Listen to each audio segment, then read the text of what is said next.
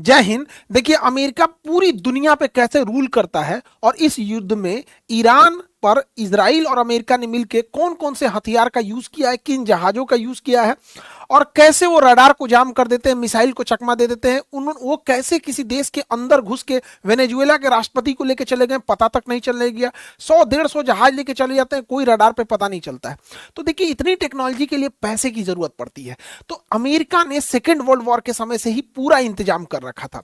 America दुनिया में ऐसे संगठनों का काम किया है जो अमेरिका के लिए काम करते हैं, जैसे इंटरनेशनल मॉनेटरी फंड, आईएमएफ।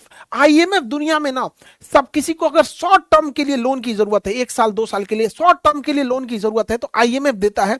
लेकिन आईएमएफ पे सबसे ज्यादा वोटिंग राइट अमेरिका का है, यानी अगर अमेरिका वीटो कर देगा तो आईएमएफ किसी को लोन नहीं देगा। इसलिए अमेरिका इसे सॉफ्ट पावर के तौर पे यूज करता है कि कोई भी गरीब देश या जिसकी अर्थव्यवस्था डगमगा रही है वो अमेरिका से नहीं उलझता है, क्योंकि वो आईएमएफ और वर्ल्ड बैंक में भी अमेरिका का ही सबसे ज्यादा वोटिंग राइट है। तो अगर आपको लॉन्ग टर्म लोन चाहिए, 50 साल के लिए, 30 साल के लिए, बुलेट ट्रेन बनाने के लिए लॉन्ग टर्म लोन चाहिए तो वर्ल्ड बैंक से लेना पड़ेगा, शॉर्ट टर्म लोन चाहिए तो आईएमएफ से लेना पड़ेगा। और इन दोनों पर अमेरिका चाहेगा तभी लोन देंगे लोग, अदरवाइज में नहीं देंगे, क्योंकि इन बैंकों के निर्माण में सबसे ज्यादा पैसा अमेरिका ने ही लगाया था, क्योंकि सेकेंड वर्ल्ड वॉर के समय किसी के पास पैसा नहीं था, तो अमेरिका के खिलाफ कोई नहीं जाता है। अमेरिका डब्ल्यूटीओ में सबसे ज्यादा दबदबा रखता है, वो चाहेगा तो उसके व्यापार को सुरक्षित रहेगा। उसके गूगल को आप एंट्री में नहीं रोक सकते हैं, उसके सॉफ्टवेयर को नहीं रोक सकते हैं, उसके माइक्रोसॉफ्ट को नहीं रोक सकते हैं, टेस्ला को नहीं रोक सकते हैं। अभी स्टारलिंक आ रहा है, सब डब्ल्यूटीओ से कानून बना देता है। और अगर कोई देश ज्यादा नियम कानून बनाएगा तो उसको यूएनओ से दबवा देता है। यूएनओ में हम लोग का कश्मीर मुद्दा अटका हुआ है। हाँ, अब चाइना, ब्रिटेन, जिसके पास खुद में भी यूएनओ का पावर है, अमेरिका इतना वो उसका अमेरिका कुछ नहीं कर पाता है। तो ये अमेरिका की सॉफ्ट पावर है। इसके अलावा अमेरिका दुनिया के पैसे को कंट्रोल करता है स्विफ्ट कोड की तरह। दुनिया में आप कहीं से भी पैसा ट्रांसफर करेंगे तो स्विफ्ट कोड चाहिए। जिस तरह अगर देश में आपको पैसा ट्रांसफर करना है कर्नाटक से छत्तीसगढ़, छत्तीसगढ़ से दिल्ली, तो आपको आईएफएससी कोड चाहिए। लेकिन अगर इंटरनेशनल पेमेंट करना है तो विदाउट स्विफ्ट कोड से नहीं हो सकता है। अगर इससे बाहर कर देगा आपका पूरा पेमेंट फंस जाएगा। रूस को इसने बाहर कर दिया था। वो पूरी दुनिया में रिसर्च करके, जब अमेरिका के पास इतने पैसे आ जाते हैं तो उसके यहाँ के स्टूडेंट, अब ये हिस्ट्री ज्योग्राफी थोड़े पढ़ता है, वो सोचता है और क्या रिसर्च करे, तो वो लोग रिसर्च कर करके अलग अलग सोशल मीडिया बनाते हैं। इस सोशल मीडिया को पूरी दुनिया में फैलाते हैं। अब देखिए, चाहे ईरान की लड़ाई हो या इजराइल की लड़ाई हो या अमेरिका जीते या कोई जीते, सोशल मीडिया पे धड़ल्ले से वीडियोस बनेंगे और जम के कमाएंगे सब अमेरिका के बैठे सिलिकॉन वैली में। इन सोशल मीडिया के जो भी मालिक हैं लोग, उनको ना वीडियो बनाना है ना कुछ, अपना सोशल मीडिया बना दिए, भांजते हैं लोग। अरे सोचिए ना भैया, उनके सोशल मीडिया में हम लोग के प्रधानमंत्री ट्वीट खेलते हैं लोग, ट्वीट करते हैं लोग। पूरी दुनिया चल रही है, मेल चल रहा होता है, गूगल मेल कितना जरूरी होता है। विदाउट ईमेल आपका मोबाइल काम नहीं करता है। आप कोई भी एप्लीकेशन डाउनलोड करते हैं तो प्ले स्टोर से करते हैं। आप कहीं भी कुछ भी चीज सर्च करते हैं तो गूगल से सर्च करते हैं। आपका कोई मोबाइल होगा वो एंड्रॉइड पे चलता होगा, कोई भी कंप्यूटर होगा वो आपका विंडोज पे चलेगा। कोई कंप्यूटर उठा लीजिए, या तो विंडोज होगा या तो आईफोन या तो आईओएस होगा। इन्हीं चीजों, यही चीज देख रहे हैं, दुनिया का कोई भी मोबाइल या कंप्यूटर इसी पे काम करता है। अब हम लोग अपना फोन पे यूपीआई बना लिए, तो ठीक है हम बना लिए, लेकिन उसे जाके लिस्ट कहां करेंगे? तो उसे जाके लिस्ट करेंगे आप प्ले स्टोर पे। आप यूपीआई कहां से लाए थे? या तो प्ले स्टोर से लाए होंगे या फिर आप गूगल से सर्च किए होंगे, जीमेल से आपका मोबाइल चल रहा होगा। तो पूरी दुनिया को ये कंट्रोल करते हैं, तो कोई इनसे दुश्मनी भी लेना नहीं चाहता है। और ये बहुत बड़े बड़े व्यापार करते हैं। ये लोग हवाई जहाज बनाते हैं, दुनिया में करोड़ों करोड़ों की कमाई करते हैं, बोइंग कंपनी के जहाज। और जब ये हवाई जहाज बनाएंगे, इनके पास अथाह पैसा होगा, तो फिर उससे नए टेक्नोलॉजी का यूज करेंगे, पूरी दुनिया को जाल में फंसा के रखे। सेकेंड वर्ल्ड वॉर में पूरी दुनिया चौपट हो गई, इनके पास पैसा था। ये पैसा को सिक्योर करने गए, कोई काम नहीं किए, केवल रिसर्च किए। अब नया रिसर्च किए, उस पर अपना पेटेंट कर लिए, अपनी मजबूत कर लिए, दूसरे को केवल अपना सामान बेचते हैं। हमारे प्रधानमंत्री और राष्ट्रपति अमेरिका के बने जहाज से घूमते हैं लोग यहाँ। और ये रिसर्च करने के बाद इनके पास अगला बिजनेस होता है हथियारों का। पूरी दुनिया में सबसे ज्यादा हथियार की सप्लाई अमेरिका करता है। हमारी मजबूरी है अमेरिका से हथियार खरीदना। अगर हम नहीं खरीदेंगे ना तो वो एक जगह युद्ध करा देगा। वो क्या करेगा? पाकिस्तान को हथियार दे देगा। अब उसको काउंटर करने के लिए हम खरीदेंगे। तो हमेशा काउंटर करने की कोशिश करता है अमेरिका दो देशों के बीच में। और अमेरिका का सबसे बड़ा बिजनेस हथियार है। ये कभी नहीं चाहेगा युद्ध खत्म हो, क्योंकि अंधेरे का डर दिखा के ही टॉर्च बेचा जा सकता है। अब इसके बाद वो पूरी दुनिया के पेट्रोल पे कब्जा करना चाहता है। अमेरिका का खुद का पेट्रोल है। अरब देश में जो 57 मुस्लिम कंट्री हैं, ये 57 बहनों को, भाई तो अब कहना ठीक नहीं है इन लोगों को, क्योंकि इनके पास इतनी हिम्मत नहीं है। भारत से चूड़ियां भी भेज देनी चाहिए उन लोगों को कि कम से कम देखो यूक्रेन को कितने बहादुरी से लड़ा था, देख लो उस 85 साल के खौमैनी को अमेरिका के सामने नहीं झुका था। तो ये अरब देश की 57 बहनें, तो आप बहनें लोग, आप 57 बहनें लोग को आप समझिए, इन लोगों को अमेरिका कंट्रोल करके रखा है। ये बोलेंगे तो खांसेंगे लोग यहाँ पे ना, अदरवाइज में इनके पास कुछ नहीं हो, तो तेल मिल गया तो अलग बात है। तो उन लोग के तेल पे अमेरिका इनडायरेक्ट कब्जा किया है। अब दो देश जो बच जाते हैं जो तेल जिनके पास रहता है अमेरिका के अलावे, तो वो हो जाते हैं वेनेजुएला, रूस और ईरान। वेनेजुएला को उसने किडनैप कर लिया, ईरान पे उसने धावा बोल दिया है, रूस को ये लोग इनडायरेक्टली उलझा के रखे हैं। तो पूरी दुनिया के पेट्रोल पे कब्जा कर लेगा डोनाल्ड ट्रंप, और डोनाल्ड ट्रंप बनेगा पेट्रोल पंप। वो अपने आप को पेट्रोल पंप बनना चाहता है, और पूरी दुनिया पैसा इस्तेमाल करे अमेरिका का डॉलर।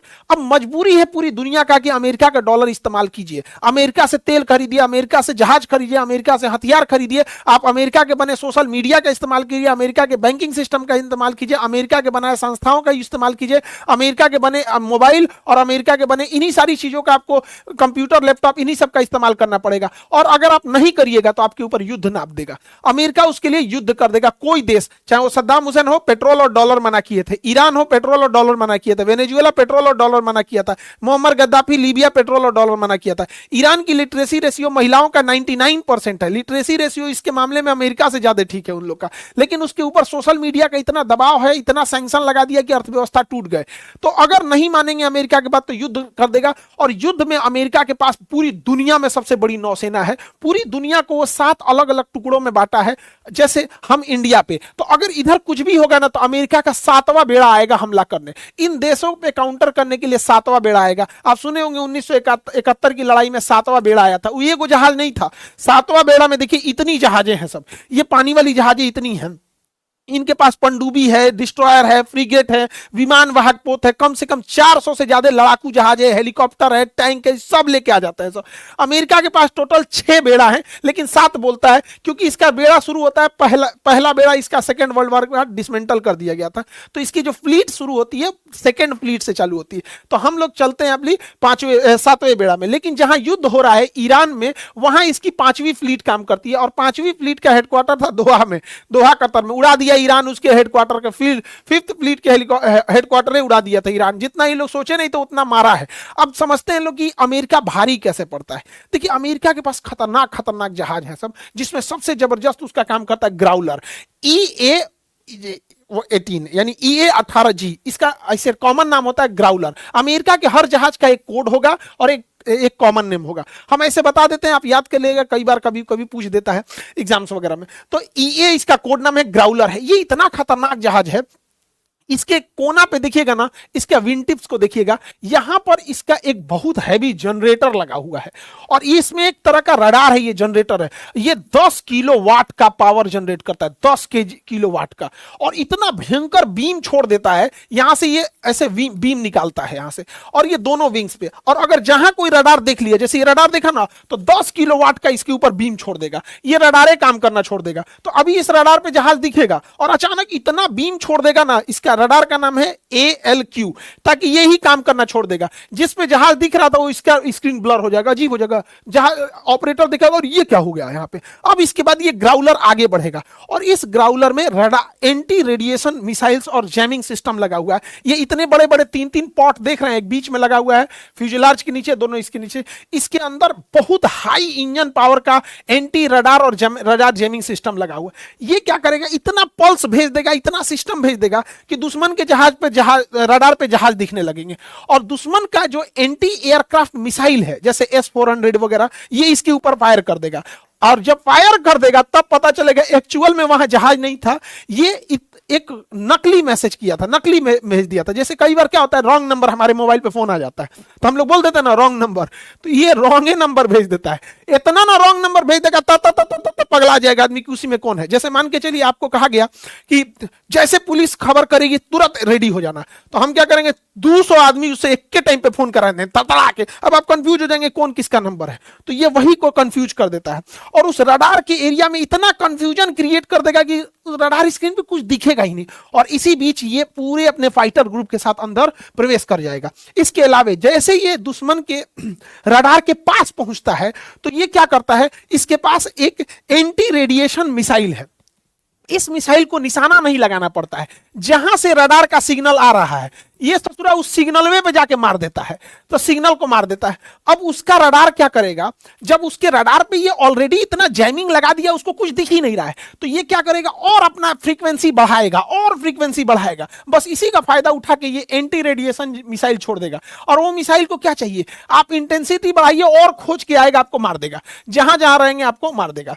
इन केस अगर इसको मारने कोई दुश्मन का जहाज आ गया तो ये साइड विंडर मिसाइल रखता है, पास के जहाज को मारने के लिए, दूर के जहाज को मारने के लिए अलग मिसाइल रखे रहता है, तो हवा से हवा में मार देता है और पहली पीढ़ी में आके पूरे रडार सिस्टम को अंधा करके चला जाता है। अब आते हैं इसके बाद अमेरिका के बॉम्बर जहाज। बॉम्बर जहाज को बी से कहते हैं बॉम्बर। अमेरिका के हर जहाज के आगे एक कोड रहेगा, फिर उसका नाम रहेगा। अमेरिका का सबसे घातक बॉम्बर है B2, इसका नाम है एस्पिरिट, ये कोड है B2 एस्पिरिट। ये इतना बड़ा बॉम्बर है और ये इतनी ऊंचाई पर उड़ता है कि ये रडार में आता ही नहीं, ये दिल्ली के ऊपर उड़ेगा तो दिखेगा ही नहीं, और ये पिन पॉइंट एक्यूरेसी से मारता है। मतलब आप समझिए, आप अगर आप एक हजमोला रख दिए हैं तो 50,000 फीट से वो हजमोले पे मिसाइल मार देगा, इतना छोटा एक्यूरेसी के साथ मारता है। और ये बम गिराता है 14 टन का बम गिरा सकता है, 14,000 केजी, 14 टन का, यानी एक ट्रक जो होती है वो 10 टन की होती है, यानी 1.5 ट्रक, बड़े साइज के एक ट्रक बराबर बम गिरा देता है, तबाह तबाह कर देता है यार। और ये इतने हथियार को लेके जाता है, इतनी दूरी तक जाता है कि हवा से हवा में इसे फ्यूल भरना पड़ता है। और ये स्टील्थ है, स्टील्थ उसे कहते हैं, स्टील्थ एक ऐसी टेक्नोलॉजी होती है जिस पर रडार जब आता है तो रडार का खासियत क्या है, रडार ऐसे टकरा के वापस जाता है, रडार के वेव टकरा के वापस जाते हैं, और अगर वापस चला गया तो रडार का सिग्नल भाप जाता है कि वापस आया है, वापस आया।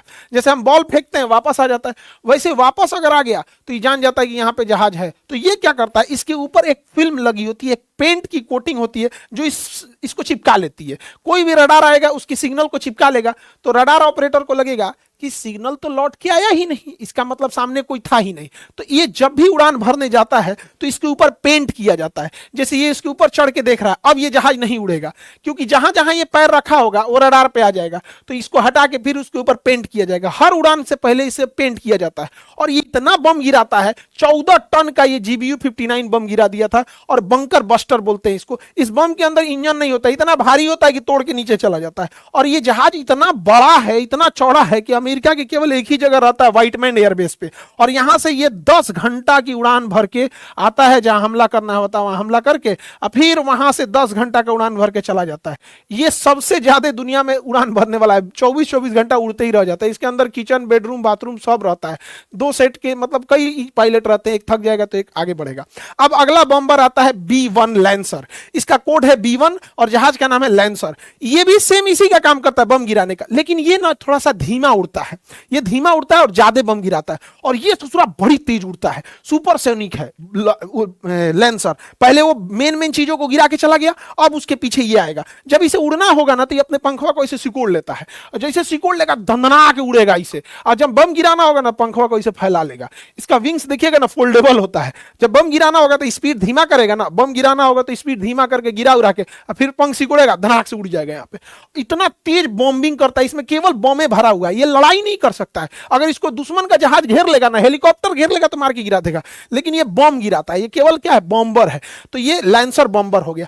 इसके बाद जो बॉम्बर आता है वो B52 आता है। इसे द बफ भी बोला जाता है, हालांकि इसको स्ट्रेटोफोर्ट्रेस भी बोला जाता है, लेकिन इसका ज्यादा कॉमन नेम द बफ है। ये सबसे बड़ा बॉम्बर है, सबसे बड़ा बॉम्बर। कारपेट बॉम्बिंग करता है, पूरा बिछा देता है उस एरिया को, जहां बम गिराएगा ना शहर का शहर गायब कर देगा, ऐसे बिछा के रख देगा यहाँ पे। ये बॉम्बर आएगा B52। दुनिया में पहली ऐसी लड़ाई ईरान के साथ है जिसमें ये तीनों बॉम्बर एक साथ काम आ रहे हैं। हालांकि हमेशा इतना काम नहीं आते हैं सब, ईरान पे दिन रात बम गिराए जा रहे हैं यहाँ पे। अब जब बॉम्बर का काम हो जाता है तब आते हैं फाइटर। फाइटर के लिए शॉर्टकट यूज होता है F। तो किसी भी जहाज, अमेरिका के जो भी जहाज है, अगर बॉम्बर है तो उसके पहले B यूज होगा। देखिए B52, B1 lancer, B2 Spirit. अब जो है फाइटर देखते हैं, फाइटर में F यूज होगा। अब फाइटर में सबसे पहले आएगा F-35 लाइटनिंग 2, ये लाइटनिंग 2, सेकंड लाइटनिंग आएगा यहाँ पे। F-52 कोड हो गया, इसका नाम है लाइटनिंग। इस ससुरा इतना अजीब जहाज है कि ये रडार में आता ही नहीं है, रडार में आएगा ही नहीं। दिल्ली के ऊपर उड़ेगा, मुंबई के ऊपर उड़ेगा, पकड़ते नहीं चलेगा, रडार में नहीं आएगा। इतना खतरनाक है ये कि रडार में दिखे तो इसके लिए इसके ऊपर लूनर बर्ग लेंस लगाया जाता है, इसके ऊपर लूनर बर्ग लेंस, ताकि ये अपने को दिख सके। ये इतना ज्यादा स्टील्थ है कि एक बार अमेरिका से उड़ान भरा और इसमें कुछ टेक्निकल खराबी आई तो पायलट कूद गया पैराशूट लेके, आई जहाज गायब हो गया, अमेरिका को मिल भी नहीं किया, उसी के रडार पे गायब हो गया, मिला ही नहीं। इतना खतरनाक है। और ये क्या करता है, अपने अंदर से जितने क्रिटिकल जगह है उस पर बम्बार्डमेंट कर देता है कि दुश्मन मार ही ना पाए। रडार फोड़ दिया, उसके इंफ्रास्ट्रक्चर तोड़ दिया, उसके मिलिट्री हेडक्वार्टर तोड़ दिया। अब इसी का छोटा भाई है F-22 रैप्टर, F-22 इसका कोड हो गया रैप्टर। ये सिंगल इंजन है, ये डबल इंजन है, ये भी स्टील्थ है। ये इसके तुलना में ज्यादा बम ले जाता है, ये ज्यादा बम ले जाता है, तो ये कम ले जाएगा लेकिन मेन चीज को तोड़ के आ जाएगा। फिर उसको बुलाएगा कि आओ आओ, मेन तोड़ दिए। अब ये क्या करेगा, नीचे से अपना दरवाजा खोलेगा। ये मिसाइल किसी भी मिसाइल को बाहर नहीं लटका सकते, अगर बाहर लटकाएंगे तो रडार में आ जाएगा। तो जितनी स्टेल्थ मिसाइल होते हैं वो अंदर अपने कैरेज वे में रखे रहते हैं, तो ये गिरा देता है। यानी मेन चीज टूट गए। अब लड़ाई होगी खुलेआम, तो अब आएगा खुलेआम लड़ने वाले जिसके बाहर हथियार लटकते रहते हैं, ये सब रडार में दिख जाते हैं सब। लेकिन रडारे नहीं रहा, वो रडार को जाम कर दिया, तोड़ दिया, मार दिया। अब आएंगे सब अगले फाइटर F-16, इसे फाइटिंग फाल्कन या वाइपर कहते हैं। सोच रहे एक तो कोड नाम रखेगा, फिर होगा दूगो नाम रखेगा, हम लोग को पढ़ाईला में आफत हो जाता है। खैर याद रखिएगा आप लोग। तो F-16 इसे फाल्कन भी कहते हैं या वाइपर भी कहते हैं। ये मल्टी रोल है, यानी ये हवा से हवा में भी मिसाइल मारेगा, हवा से गोलियों मार देगा, अब हेलीकॉप्टरों को मार देगा, बमों गिरा देगा, जासूसी भी कर लेगा, रडारों को जाम कर लेगा। तो सब काम कर लेता है, उसे मल्टी रोल कहते हैं। जो सब काम कर लेता है उसे मल्टी रोल कहते हैं। तो धड़ाधड़ करता है ये मल्टी रोल। और F-15 इसका नाम है ईगल, ये भी मल्टी रोल है। ये दोनों आएगा सब तड़तड़ा के, मतलब पहले का सारा काम कर दिया। ये इतना मारेगा, सब बमों गिराएगा, मिसाइलों मारेगा, गोली भी मारेगा। अगर मान के चलिए 2-4 हजार कहीं फौजी हैं तो मुंडिया इसे नीचे करके गोली तड़तड़ा के मार देगा। तो इसे कहते हैं मल्टी रोल। जैसे राफेल जो है वो मल्टी रोल है, बम्बर नहीं है, मल्टी रोल है। जब ये हो जाएगा, अब नौसेना से घेरा जाएगा उस देश को। ये बड़ी सी जहाज है, इसके ऊपर रनवे है, ये एयरपोर्ट है, इतनी जहाजों को रखा है। ये क्या करता है, इस रनवे पे यहाँ कैटापुल्ट सिस्टम लगा हुआ है। ये जहाज को, इसके नीचे एक इंजन लगा हुआ है जो जेट इंजन से, भाप से चलता है। और ये क्या करेगा, जहाजों को यहाँ पकड़ के गुलेल की तरह उड़ा देगा हवा में, और वहां से उड़ जाएंगे सब जहाज और उस देश के ऊपर मारेंगे। इन जहाजों के ऊपर F-18 सुपर हॉर्नेट लगा होता है। F-18 सुपर हॉर्नेट 2 इंजन का जहाज है और ये एयरक्राफ्ट कैरियर से ऑपरेट होता है और हैवी बॉम्बिंग करने के काम में आता है, बहुत हैवी। लेकिन इस जहाज को कोई मार के डुबा देगा तब। तो इस जहाज के ऊपर खुद का रडार होता है जो 600 किलोमीटर तक देख सकता है। लेकिन ये अपनी सुरक्षा के लिए, क्योंकि इसको डुबा दीजिएगा ना तो किसी देश की अर्थव्यवस्था डूब जाएगी। सोचिए ना, रूस के पास 1 गो है, ये है, चाइना के पास 3 गो है, हम लोग के पास 2 ठो है, अमेरिका के पास 7 गो है। उसके पास इसका कोई कमी नहीं, पैसा ज्यादा है क्योंकि सोशल मीडिया, पेट्रोल, जहाज, टेक्नोलॉजी, हथियार, सारा चीज तो वही रखा है। ये क्या करता है, अपने ऊपर E-2 जहाज लेके घूमता है। देखिए यहाँ पे कोई कई जगह पे E-2 रखा होगा, एक ठो यहाँ E-2 रखा हुआ है, 2 ठो उड़ने गया होगा सर, एक ठो इधर भी E-2 रखा हुआ है। ये 4-5 ठो E-2 लेके घूमता है। E-2 कोड हो गया, इसका नाम हो गया हॉकआई। ये क्या है, ये एवॉक्स है। ये उड़ेगा ना तो इसके ऊपर रडार लगा हुआ है, ये 400 किलोमीटर ये देख सकता है। अब जरा सोचिए, 600 किलोमीटर तो ये देख सकता था, अब ये क्या करेगा, इधर एक ठो E-2 को उड़ा देगा, एक ठो इधर उड़ा देगा, एक ठो को सामने उड़ा देगा, एक ठो पीछे साइड में उड़ा देगा, और ये उड़ के चले जाएंगे सब बहुत दूर, 1000 किलोमीटर, और वहां जाके देखते रहेगा सब कोई दुश्मन का जहाज तो नहीं है। मतलब ये अपनी सुरक्षा 600 किलोमीटर खुद कर लेता है और चारों दिशाओं में E-2 हॉकआई को भी भेज देता है, देखना कोई है तो नहीं है। अगर जहां कुछ होगा तो ये बता देगा, हाँ इधर से आ रहा है, इधर से आ रहा है, तुरंत उसके पीछे उड़ जाएंगे सब, 2-4 ठो मिसाइल मार के निकाल देंगे। इतनी सुरक्षा में घूम रहा है। और ईरान के पास ये जा नहीं रहा है क्योंकि ईरान ने अपनी मच्छर सेना बनाया, मच्छर ब्रिगेड। कह रहा है कि आओ ससुर, हम 1500 जहाज एक के बार में मार देंगे, मारो तो नहीं, देखते हैं कैसे होगा, मारते तो नहीं ऐसे। तो ईरान के पास जाइए नहीं रहा है और ईरान कह रहा है आओ तो हम मरबे करेंगे यहाँ पे। अब क्या होता है, इसके पहले अब ड्रोन भेजते हैं सब। ड्रोन, इसमें आदमी नहीं बैठता है, ये रिमोट से उड़ाया जाता है। ड्रोन में कौन आएगा, ड्रोन का भी कोड समझते हैं, MQ-9 इसका कोड हो गया रीपर। ये हमलावर जहाज है, ड्रोन है, अब बहुत मिसाइल मारता है। अफगानिस्तान में सबसे ज्यादा यही यूज हुआ है, MQ-9 रीपर। लेकिन रीपर से पहले जाता है RQ for Global Hawk. RQ for Global Hawk ये क्या करता है, ये सर्वेलांस करता है। इसका थुथुर इतना मोटा है, भैंसा की तरह उड़ रहा है, इसके अंदर रडार वगैरह लगे हैं, सब सब जांच देगा कहां की जमीन उथली है, कहां जमीन के नीचे सुरंग है, कहां बंकर बना हुआ है, रास्ता कहां से जा रहा है, सारा देख लेगा और अपने पीछे बुलाएगा रीपर को, और रीपर जाके बम मार देगा उसको। लेकिन कई बार इसको ही मार के गिरा दिया, सब अफगानिस्तान वाला इसको ही मार के, ईरान इन दोनों को मार के गिरा दिया। तो अमेरिका यूज करता है RQ-170 सेंटेनियल। ये है स्टील्थ, माने इस ससुरा के ड्रोनो स्टील्थ है। अब ये उड़ेगा तो रडार में ही नहीं दिखता है, तो अगर ये मार के गिरा देंगे तो ये उड़ेगा, ये सारा निगरानी करके आएगा। और चाइना ये सही ड्रोन का यही कॉपी है। अमेरिका कहता है मैंने कॉपी किया, और ईरान कहता है ये मेरा कॉपी किया। तो ईरान का शाही ड्रोन और अमेरिका का लूकस ड्रोन सेम है, ये आत्मघाती ड्रोन है, जाके थुथुर लड़ा लेता है, मर जाता है। इतनी टेक्नोलॉजी यूज करता है अमेरिका। ये तो अमेरिका के ड्रोन हो गए, बॉम्बर हो गए, फाइटर हो गए। अब अमेरिका कैसे दुश्मन के रडार से देख लेता है, तो अमेरिका के पास बहुत हैवी रडार हैं जो 5000 किलोमीटर दूर से ही देख सकते हैं। ये सब इतने बेहतरीन रडार हैं, हालांकि इनको तो ईरान धज्जी मार के उड़ा दिया। उसने एक साथ 20-20 मिसाइल मारा था, बाकियों को यही रडार मार के गिराया है, लेकिन कुछ पे अपने ही खत्म हो गया है। लेकिन ये अमेरिका के पास इतनी भयानक उसकी ताकत है रडार की। ये रडार पहले ही से बता देते हैं पैट्रियट मिसाइल को, ये हवा में ही उड़ के आसमान में ही बैलिस्टिक मिसाइलों को मार देती है। पैट्रियट मिसाइल सबसे दूरी तक को मारती है थार्ड मिसाइल, ये 60-70 किलोमीटर दूर ही मिसाइल को मार देगी थार्ड मिसाइल। पैट्रियट मिसाइल लगभग आपको 40 किलोमीटर की दूर पे अगर आए हैं, थार्ड से बचे हैं तो पैट्रियट मारेगा। पैट्रियट से अगर बचे हैं 10 किलोमीटर तक चले आए तो आयरन डोम मारेगा, और आयरन डोम से भी बच गए तो आयरन बीम मारेगा। ये सबसे सस्ता है, बस एक बिजली का झटका दीजिए, लेजर लाइट बनाएगा, मार देगा यहां पे। हालांकि ये अभी ये इजराइल इसको बहुत बड़े पैमाने पर यूज कर रहा है। तो इतनी तगड़ी टेक्नोलॉजी है अमेरिका के पास यहां पर। इसके बाद अमेरिका को पता है कि रूस का डेड हैंड है। रूस ने अपना एक मिसाइलों का जखीरा बनाया है, परमाणु बम, जिसमें मिसाइल पहले से भरी हुई है। और यह सिस्टम है कि यदि रूस के व्लादिमीर पुतिन की मृत्यु हो जाती है, मंत्रिमंडल की मृत्यु हो जाती है, और देश में बहुत ज्यादा विस्फोट आता है, और उसकी मौसम विभाग के रडार ये सब जान जाते हैं, और वो बार बार हर दिन राष्ट्रपति को मैसेज भेजता है, और राष्ट्रपति उसका रिप्लाई नहीं आता है राष्ट्रपति मंत्रालय से और सेना के विभाग से, तो डेड हैंड ऑटोमेटिक स्टार्ट हो जाएगा, पूरी दुनिया में परमाणु बम मार देगा।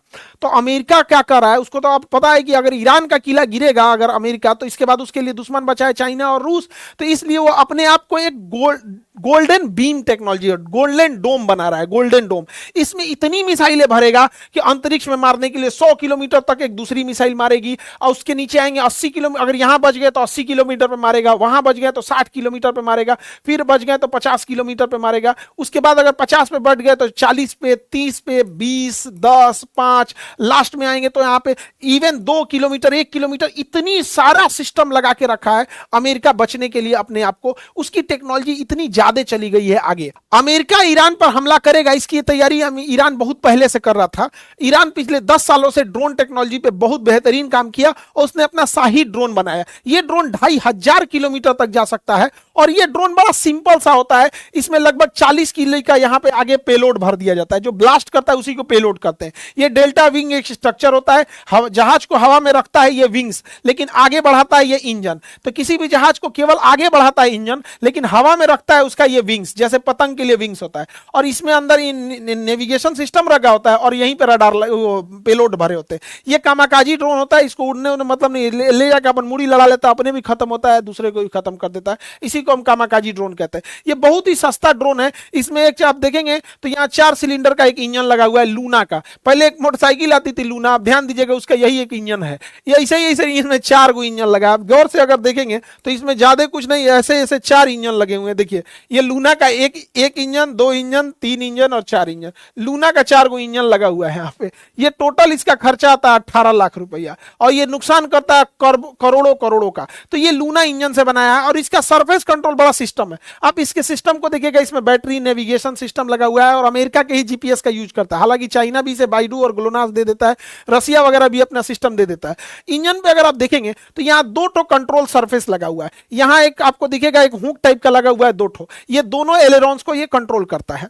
अगर ये देखिएगा ध्यान से तो इसमें ये नीचे झुक गया है, तो ये जो रॉड है अगर ये रॉड आगे बढ़ेगा तो यहाँ फ्लेक्सिबल, ये नीचे झुका देगा, जिधर झुकेगा जहाज उधर ही मुड़ जाएगा, जिधर झुकेगा जहाज उधर ही मुड़ेगा ये ड्रोन। और अगर ये रॉड अपने आप को पीछे खींचे तो ये ऊपर की ओर उठ जाएगा, ये ऊपर की ओर उठ जाएगा तो स्पीड ब्रेक का काम करेगा। तो बस इसी एक छोटे से इस रॉड से ये आगे करेगा तो ऊपर उठेगा, नीचे करेगा तो पीछे जाएगा, ये दाहिने बाएं ऊपर नीचे स्पीड कंट्रोल करते रहता है और इनिशियल नेविगेशन के हिसाब से जाता है और जहां जाना रहेगा वहां अपने आप को लड़ा के मार देता है शाही ड्रोन। इन ड्रोन और हाइपरसोनिक मिसाइलों की मदद से ईरान ने बहुत सारे रडार तबाह कर दिए और अरब देशों के जो मुस्लिम जो देश हैं, इंटरनेशनल ऑर्गेनाइजेशन ऑफ मुस्लिम संगठन जो है ओआईसी के 57 बहनें हैं, इन 57 बहनों पे तो आग लगा दिया है ईरान। इन 57 बहनों का तो पूरा तेल का गोदाम उड़ा दिया है। इजराइल ने भी क्या किया, अचानक से तेहरान पे इतना भीषण बमबारी किया है कि पूरे तेहरान में पानी की शॉर्टेज हो गई है और फ्यूल में आग लग गया है। डोनाल्ड ट्रंप इजराइल के ऊपर गुस्सा है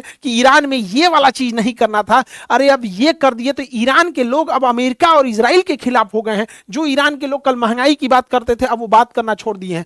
तो इजराइल से ये थोड़े बुढ़ऊ नाराज चल रहा है ये कि ऐसा क्यों किए यहाँ पे। अब ईरान इस युद्ध को लंबा खींचने के फिराक में जा चुका है। हालांकि अमेरिका और इजराइल की टेक्नोलॉजी बहुत खतरनाक है, वो 24 घंटे आसमान से निगरानी रखते हैं और पिन पॉइंट एक्यूरेसी से मारते हैं। आप सोचिए हम हिंदुस्तान वाले अपनी गली मोहल्ला खोजते हैं तो अमेरिका के गूगल से खोजते हैं। मतलब सोचिए कितना अजीब बात है कि हमारे यहाँ गली कौन रास्ता किधर जाता है ये अमेरिका को पता है। तो सोचिए जिस दिन युद्ध होगा वो हमारे पे कितना भारी पड़ेगा। भारत सरकार को चाहिए कि वो इस पे कुछ ना कुछ एंटी सैटेलाइट, भारत भी एंटी सैटेलाइट मिसाइल बना रहा है कि अगर कोई मिसाइल ज्यादा नौटंकी करेगा, अंतरिक्ष में ज्यादा नौटंकी किया तो हम लोग इसके जैसे मान के चलिए हमारी निगरानी करेगा तो यहां से मिसाइल लेकर मार देंगे लोग, जय ससुरा खत्म कहानी।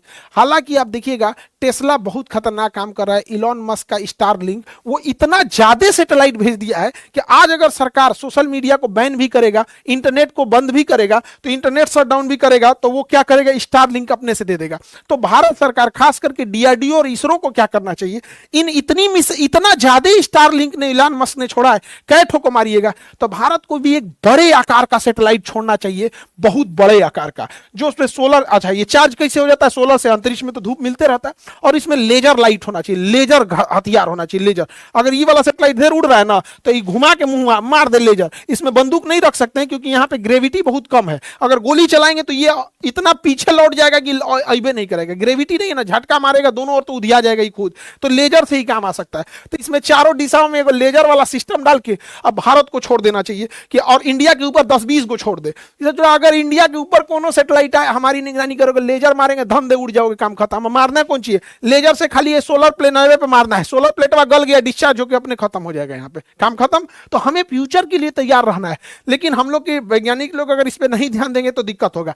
सोचिए अमेरिका का वैज्ञानिक सब, अमेरिका की कंपनी वाले कितने एडवांस है, वो इतना लेटेस्ट हथियार बनाते हैं। बोइंग कंपनी इतना जबरदस्त मिसाइल हथियार बनाया, स्पेस एक्स इतना बनाया। हमारे यहाँ का अमीर आदमी, दुनिया का सबसे अमीर आदमी, बनाया कौन सी, कुछ नहीं, सरकार से जमीन लिया है, अमेरिका से टेक्नोलॉजी लिया है, बैंक से लोन लिया है, छपा छप बना दिया कम। तो कंची का आविष्कार किए ना, हम आविष्कार नहीं किए, लेकिन सबसे अमीर है, क्या बनाते हैं ना वो सब नहीं पता। सरकार से जमीन लेते हैं, यूरोप से टेक्नोलॉजी लाते हैं, बैंक से लोन देते हैं, बिजनेस चल गया तो ठीक, नहीं तो लंदन भाग जाएंगे हमें। ये तो करता है इंडिया वाला। अभी के समय में मोबाइल और कंप्यूटर बहुत घातक हो गया है। पेगासस सॉफ्टवेयर हम सबका मोबाइल सुन सकता है, बस वो एक बिना मतलब, बस आपका मोबाइल नंबर है सब पता कर लेगा कहां से। तो ये हैकिंग इतनी खतरनाक हो गई है, अभी ईरान में हर एक चीज को हैक कर लिया गया। कौन सा कंप्यूटर हैक हो रहा है, कौन सा मोबाइल हैक हो रहा है, किसी को नहीं पता। हम ये मोबाइल यूज कर रहे हैं, क्या पता कि ये मोबाइल ऑटोमेटिक यहां से कैमरा से रिकॉर्ड कर रहा होगा हम लोग को। तो भाई हम लोग को क्या ही करेगा रिकॉर्ड करके, लेकिन राष्ट्रपति प्रधानमंत्री के लिए जरूरी है। आप देखेंगे बेंजामिन नेतन्याहू जब गए थे तो उनका यहाँ मोबाइल पे ऊपर स्टिकर साटा हुआ था ताकि कैमरा कोई देख ना सके। हमारे यहां देखेंगे तो साइबर सिक्योरिटी के नाम पर एकदम कुछ नहीं, लोग आए दिन लोगों का बैंक अकाउंट खाली हो रहा होता है। जहां दुनिया एक और एआई के मामले में इतना आ गया है, ये दलघोटिया वाला हम लोग का कुत्ता ले आया था चाइना से ले आके, तो हम लोग एआई के मामले में कहीं ना कहीं पिछड़ रहे हैं। और इसमें याद रखिएगा अगर हम पिछड़ गए तो बहुत दिक्कत होगा। फर्स्ट मूवर एडवांटेज मिलता है। अभी बेंगलोर की कंपनी ने बहुत अच्छा एआई में भी काम करने लगे हैं, लेकिन गवर्नमेंट को भी इसमें अब कुछ इंसेंटिव वगैरह देना चाहिए एआई के लिए। आज पूरी दुनिया देखिए कहां जा रही है, अमेरिका वगैरह के पास सोशल मीडिया, इन सोशल मीडिया से वो हमारे डेटा को इकट्ठा करते हैं कि हम किस तरह के वीडियोस देखते हैं, किस तरह की चीजों को ऑनलाइन ऑर्डर करते हैं, किस तरह की वीडियोस पे कमेंट करते हैं, किसके वीडियोस को ज्यादा पसंद करते हैं, हमारा माइंडसेट क्या है। बस इसके पीछे एआई लगा देंगे तो पता कर देगा ये आदमी किस पार्टी को वोट देने वाला होगा, ये इंसान को क्या खाने पीने में पसंद है, इसे अमेजोन फ्लिपकार्ट पे क्या ऑर्डर करता है, उसके पूरे बिहेवियर को पता कर लेंगे सब ये सोशल मीडिया के दम पे। इनके पास डेटा सेंटर है, पूरा बेहतरीन ढंग से डेटा सेंटर। हालांकि ईरान इनके डेटा सेंटर पे मार दिया है, तो भारत सरकार भी अपने डेटा सेंटर की सुरक्षा बढ़ा दी है। और अभी देखेंगे गुजरात में पोर्ट बंदरगाहों पे ड्रोन हमले का प्रैक्टिस किया जा रहा है कि अगर बाई दी वे हो जाए तो हम लोग कैसे इसे आग वगैरह बुझाएंगे इस चीजों के लिए आगे बढ़ के।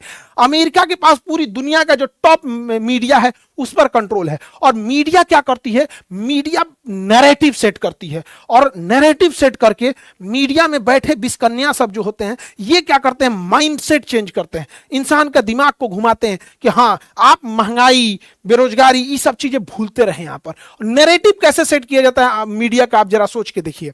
वर्ल्ड ट्रेड सेंटर पर हमला है, वर्ल्ड ट्रेड सेंटर पे हमला हो गया तो मानवता के खिलाफ है, हम भी खिलाफ है, नहीं होना चाहिए। लेकिन इराक के ऊपर हमला कर दिया, वो क्या चीज है? वेनेजुएला के राष्ट्रपति को उठा के लेकर, वो क्या चीज है? ईरान कुछ भी नहीं किया, उसको मार दिया, वो क्या चीज है? इजराइल अजमल कसाब को आतंकवादी नहीं मांगना 15 सालों तक, वो क्या चीज है? तो नैरेटिव, मीडिया क्या करती है, नैरेटिव सेट करती है, किसको क्या आतंकवादी घोषित कर देंगे सब, किसको कब क्या घोषित कर देंगे सब। आपको जानकर ताज्जुब होगा ईरान की मिलिट्री को अमेरिका ने आतंकवादी घोषित कर रखा है। यही अमेरिका हमारे डीआरडीओ और इसरो को प्रतिबंधित किया था, कहा था कि ये गैर कानूनी संगठन है, सब काम करते हैं सर।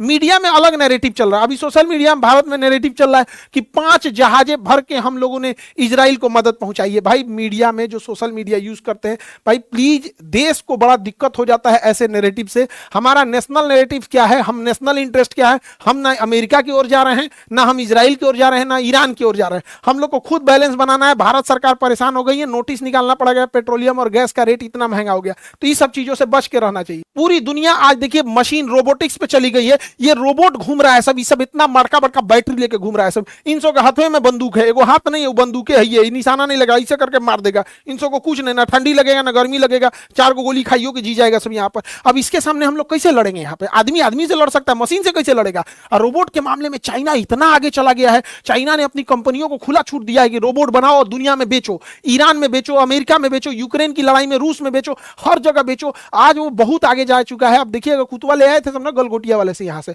अब हम लोग इस मामले में पीछे छूट रहे हैं। और अमेरिका का खुफिया एजेंसी बहुत खतरनाक है, उसका सीआईए और इजराइल का मोसाद भर भर के पैसा देता है। अगर किसी को जानकारी निकालना है उसको 50 करोड़ 100 करोड़ 200 करोड़ दे देगा, कोई भी जानकारी निकाल लेगा। उसके थ्रू पहुंचने के लिए सोशल मीडिया है, वो किससे बात करता है, कहां रहता है, लोकेशन क्या है, वो सब पता कर लेंगे। वहां जासूस को भेज देंगे, उसकी मोबाइल सुन लेंगे, एआई से मदद कर लेंगे। और कुछ ना ऐसी अश्लील और भद्दी महिलाओं को भेज देता है और उनके पीछे पड़ा देता है, जिसे हम हनी ट्रैप कहते हैं। अरब के ज्यादातर लोगों को ये सब फंसा के लेके ये सब हनी ट्रैप में। इनका एक कहावत भी कहा जाता है, बेडरूम टू बोर्ड रूम।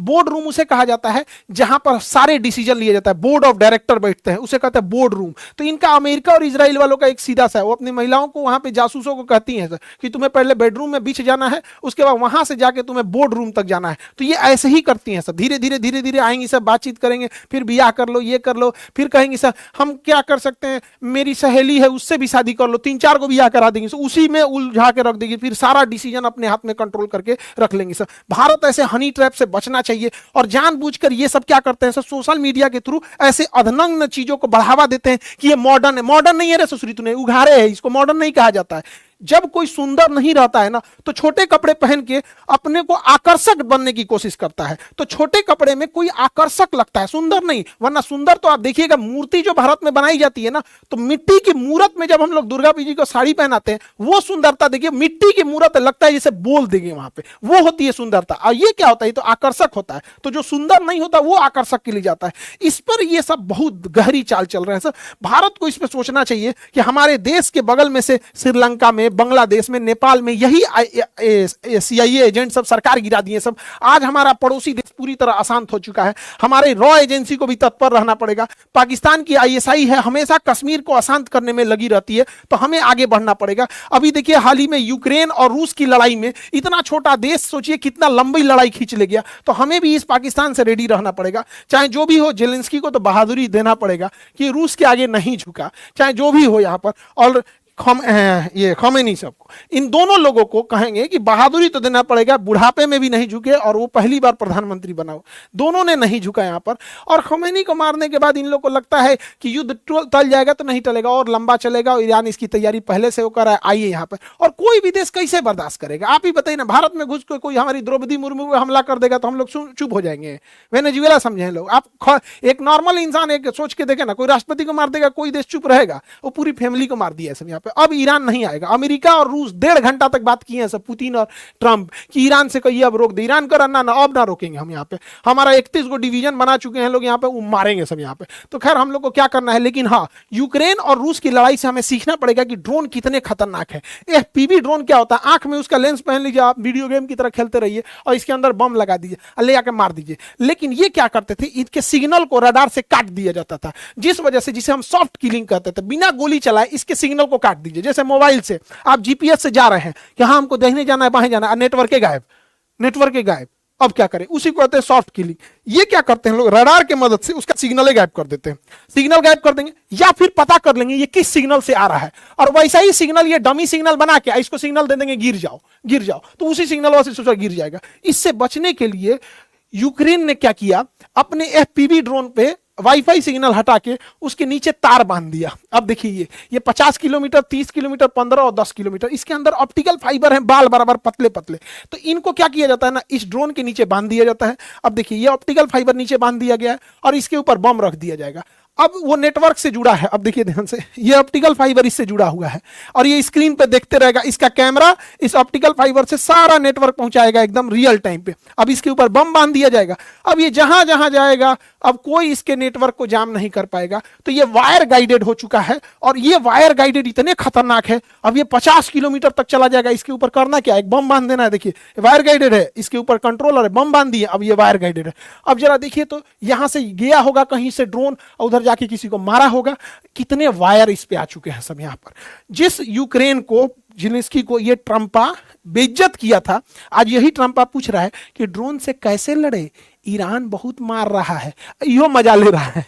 ये आके सोशल मीडिया पे बोलता है, ये आके क्या कहता है सोशल मीडिया पे कि हमसे 3 बार रिक्वेस्ट किया गया, ये भी मजा ले रहा है बुढ़ऊ का। ऑपरेशन सिंदूर में हमने देखा कि कैसे ड्रोन तुर्की ने पाकिस्तान को प्रोवाइड करा दिया, और पाकिस्तान, तुमने जो इतना ड्रोन मारे, हम लोगों ने अपने आकाश तीर सिस्टम से मार के खत्म कर दिया। ये बुढ़ऊ को भी अपनी औकात पता चल गई, एक को ड्रोन इंडिया में घुसने नहीं दिया गया था। लेकिन अगर हमारे साइंटिस्ट या डीआरडीओ अगर एक्टिव नहीं होते तो इन लोगों ने तो कोई कसर नहीं छोड़ा था ऑपरेशन सिंदूर के दौरान। और अभी ड्रोन स्वाम आ गया है, ड्रोन स्वाम में क्या हो रहा है, 2-4 हजार ड्रोन मार दे रहे हैं लोग, कितना को इंटरसेप्ट करेंगे। तो इसके लिए चाहिए सॉफ्ट किलिंग, वहां पे क्या है कि एकदम सबका नेटवर्क जाम करके खत्म कर दो, तो उसके लिए आ गया है। तो ड्रोन स्पॉन के भी दिक्कत नहीं है। हमारी एक बेंगलोर की कंपनी है, उसने शेषनाग ड्रोन बनाया है। ये शेषनाग ड्रोन आपस में पूरी 50-100 उड़ जाएंगे और सब एक दूसरे से बात करते रहेंगे। सपोज कीजिए कि इसको जाना था टारगेट नंबर बी पे मारने के लिए, और इसी को किसी ने मिसाइल से मार दिया, तो ये सब कहेगा, सब कौन है जो बी को मार रहा है, कौन है, तो कहेगा कोई मैसेज नहीं आ रहा, तो लगता है यही मर गया, तो कहेगा एक काम करो मेरा बैकअप में हम मार देते हैं। तो सबका 2-2 टारगेट रहता है कि अगर वो मर गया तो हम जाके उसको मार देंगे, हम तो ये पहली टेक्नोलॉजी है जो इंटीग्रेटेड है, भारत ने बनाया। गर्व महसूस होता है हम लोग को यहाँ पर। बस भारत के वैज्ञानिकों को और मनोबल बढ़ाने की जरूरत है, थोड़ा उनका बजट बढ़ाने की जरूरत है, वरना वो सब भी कर सकते हैं हम लोग के वैज्ञानिक, चाहे वो रुस्तम ड्रोन हो या तपस ड्रोन हो। ये ड्रोन बहुत जरूरी है। और ऑपरेशन सिंदूर के दौरान पूरी दुनिया ने हम लोग को देखा कि हम अकेले पड़ गए थे। बहुत दुख हुआ ऑपरेशन सिंदूर के दौरान कि वह अमेरिका जो खुलेआम पाकिस्तान का साथ दे रहा था, अजरबैजान, तुर्की, सऊदी अरब, चाइना, सब पाकिस्तान का साथ दे रहे थे। रूस चूंकि यूक्रेन की लड़ाई में उलझ चुका था, हम कंप्लीट अकेले पड़ गए थे ऑपरेशन सिंदूर में। लेकिन क्या हुआ, सब मिल गए तो चींटियां तादाद में कितना भी क्यों ना हो, गन्ना घसीट के नहीं ले जा सकती हैं, औकात नहीं है भारत से लड़ने के लिए। एपीजे अब्दुल कलाम का धन्यवाद देते हैं हम लोग कि आज हम लोग यहाँ सुरक्षित बैठे हैं। जो हमारे राष्ट्रपति या प्रधानमंत्री पर अगर कोई उंगली उठाएगा ना, तो यही परमाणु बम ले आके सीधाने फोड़ दिया जाएगा, खानदान मिटा देंगे लोग हम लूज का, लेकिन हम लोग को और अपनी देश की लेगेसी को आगे ले जाना होगा। बीपीएससी और यूपीएससी के बैचेज भी स्टार्ट हो गए हैं। बीपीएससी का 9 अप्रैल को है और यूपीएससी वाला है आपका 26 मार्च से है। बोरिंग रोड में भी है और मुसल्लापुर सेंटर पे भी है। और नीट वाले बच्चे, नीट हो या जेई हो, इस बार बेहतरीन रिजल्ट लाना है, चाहे वो 11th में हो, 12th में हो या फिर ड्रॉपर हो। आप पटना हो, प्रयागराज हो, देहरादून हो, दिल्ली हो, किसी भी सेंटर पे पढ़ सकते हैं। और सबसे जरूरी सूचना, छोटे बच्चे क्लास 10th वाले बच्चे, आप लोग को हम बोले थे कि हम आप लोग को पढ़ाएंगे, और जैसा चाहते हैं आप लोग ग्रेजुएशन तक फर्स्ट अटेम्प्ट में यूपीएससी निकाले, नीट निकाले, जेई निकाले फर्स्ट अटेम्प्ट में। तो जो बच्चे क्लास 10th में अभी 9th पास किए हैं, ऐसे 2000 बच्चों के लिए पटना में ऑफलाइन क्लास स्टार्ट कर रहे हैं। 2000 बच्चे, बस इससे ज्यादा बच्चे नहीं बैठा पाएंगे, केवल 2000 बच्चे। उसमें कंप्लीट क्लास हम लेंगे, सोशल साइंस का और साइंस का कंप्लीट A to Z। तो जितने बच्चे हैं जो ऑफलाइन आके अपना यहाँ पे रजिस्ट्रेशन करा सकते हैं और बेस्ट एकदम टॉपर बन के जाना है आप लोग को बोर्ड एग्जाम में। आई होप आपको ये सब समझ में आया होगा। और जितने बच्चे हैं ये 2000 वाले में, ये लोग अपना मिस मत कीजिएगा, क्योंकि इसमें सीटों की संख्या बहुत कम है। 10th वाले छोटका बच्चा से पूछ रहा था हम कब पढ़ेंगे, तो आप लोग को ऑफलाइन पढ़ना होगा। और ऑफलाइन वाले लोग पिटाते भी बहुत बढ़िया से अगर आप काम नहीं करिएगा तो। और आगे के बैचेज हो, चाहे ज्योग्राफी हो, वर्ल्ड मैप हो, फिजिक्स या दरोगा, ये सारे बैच अपने समय पे अलाइन कर दिए गए हैं। आई होप आपको ये टॉपिक समझ में आया होगा। अब हम समझेंगे कि कैसे ईरान में तख्ता पलट होता है और अमेरिका के फेवर से हट के ईरान कैसे रूस के फेवर में चला गया, और कैसे खमैनी का उदय होता है। तो ये सब चीजें अगले 40 साल पहले ईरान में क्या हुआ था, इसको हम नेक्स्ट क्लास में आपको समझा देंगे। आई होप ये पूरी टॉपिक आपको समझ में आई होगी। मिलेंगे नेक्स्ट क्लास में। जय हिंद।